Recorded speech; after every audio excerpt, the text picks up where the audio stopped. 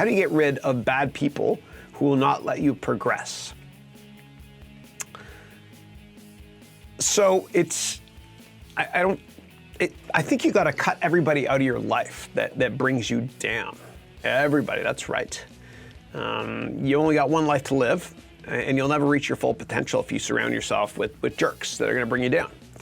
You know, if you're around people that, you know, tell you can't do it over and over and over and over and over again, it's going to mess up your psychology.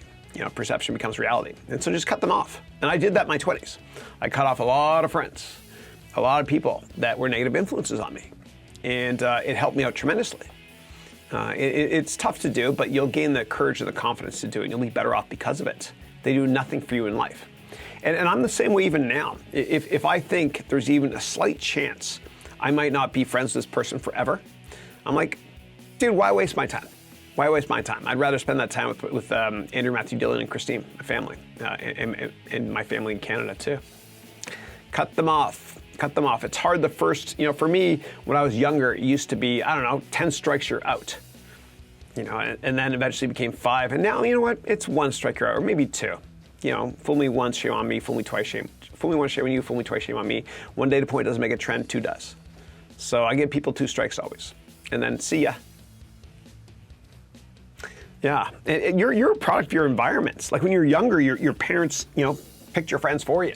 They're like, I don't know if I want you to be friends with that person because they're probably doing drugs. And you're like, no, they're not doing drugs, but yeah, they did drugs. You know what I'm talking about. So you're old enough now to pick your own friends. And it's tough if you had friends for a long time since you were younger, since you were a kid. You know, maybe they're envious of you or whatever. You know, people change, and so should you. So I think you cut people off. Even family. Obviously not your parents. It's one of the 10 big rules in life. But if there are people in your family that bring you down, see ya. We're a product of our environment.